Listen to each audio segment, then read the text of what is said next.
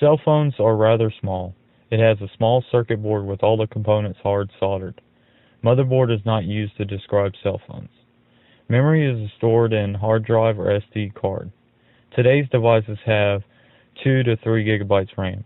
Then you have the low-end cell phones with 1 to 1.5 gigabytes. Cell phones operating systems since the beginning used embedded systems to operate a specific task. Chipsets are called systems on chip. All components like CPU, graphics card, memory, controller, and other components.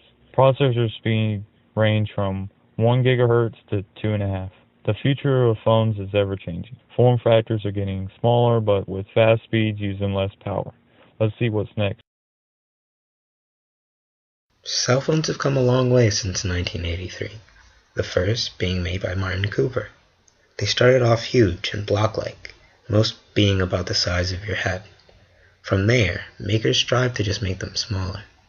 This went on for a little over 10 years, until Motorola made a clamshell or flip phone. However, the popular company Nokia decided to change the game completely a few years later. After the Nokia explosion, BlackBerry came onto the scene with a couple interesting designs. This ended with 2004 being the year of the Razr. And then we get to the Sidekick era. Phones that would slide or swivel were big for a little while. After that trend, we end where we are now, touchscreens. While displays have come a long way since cell phones were first introduced, it isn't until we take a look at the past decade that we see the advancements that have been made. In 2003, Nokia announces the 3520, the first cell phone to include a color display. This is a huge advancement and one that we take for granted now.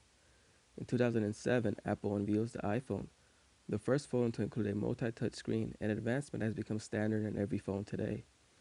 In 2012, Oppo, a Chinese manufacturer, announces the Find 5, the first phone to include a 1080p resolution screen.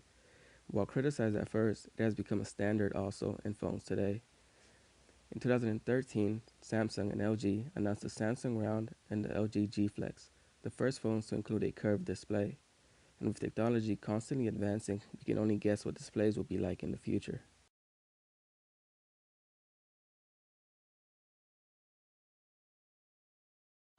Smartphone camera updates are leading to picture quality that rivals actual cameras.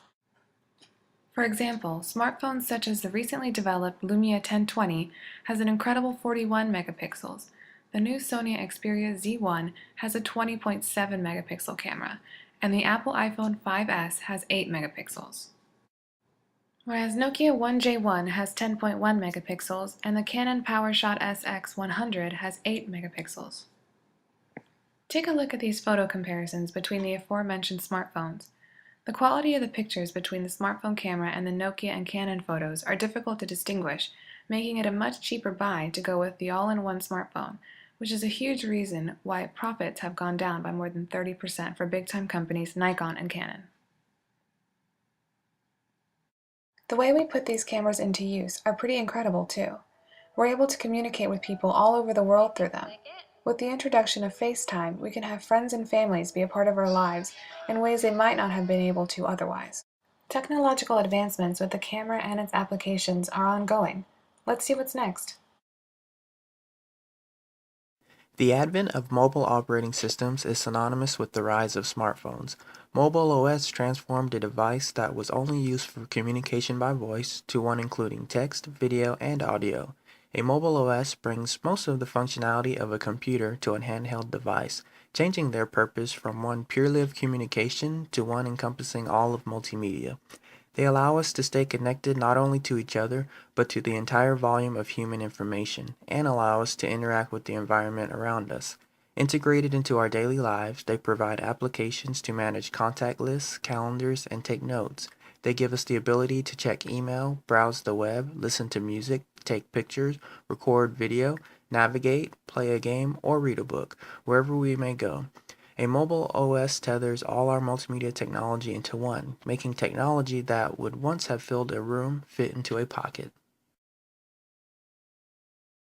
My topic is about the just-in-time information, which is a useful tool because you can access information from your phone anywhere you want and share it or save it. You can use it to settle an argument, look for useful information on the website, and even know a score in a sporting event in just minutes and from anywhere you want. In conclusion, I think this is one of the best updates cell phones have.